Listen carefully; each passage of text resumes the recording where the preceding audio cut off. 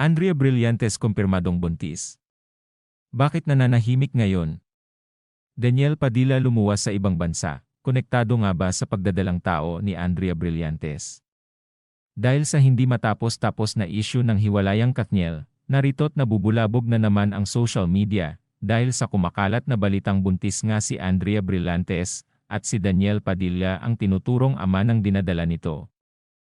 Matatandaang may naibahagi si Jay Costura patungkol sa totoong dahilan ng hiwalayang Katniel, at dito nga ay napahayag niyang mayroong pregnancy na involved, at sa di malaman kung sino ito, sa ngayon ay parang nagkakaroon na ng ideya ang nakararami na baka nga si Andrea Brillantes ang tinutukoy nito, at ito ang pinakamalaking sala na nagawa ni Daniel kay Catherine, kung kaya't wala ng pag-asa magkabalikan pa ang dalawa, at talagang napuno na din talaga si Catherine.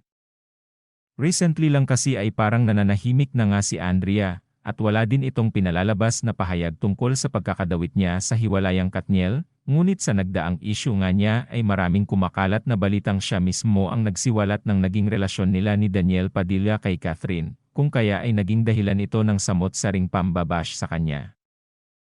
Ngayon naman ay makikita ang biglaang paglabas ni Daniel Padilla papuntang Dubai. Sa di matukoy na dahilan, maraming netizens ang nagsasabing umiiwas ito sa gulo, ngunit mas maraming nag-a-assume na baka nga may inililihim ito, at konektado ito sa issue na buntis si Andrea Brillantes, kung kaya't biglaan ang paglabas nito ng ibang bansa, dahil may itinatago ito. Hanggang ngayon ay wala pa ding maririnig na pahayag galing kay Andrea, at nananatili itong tahimik.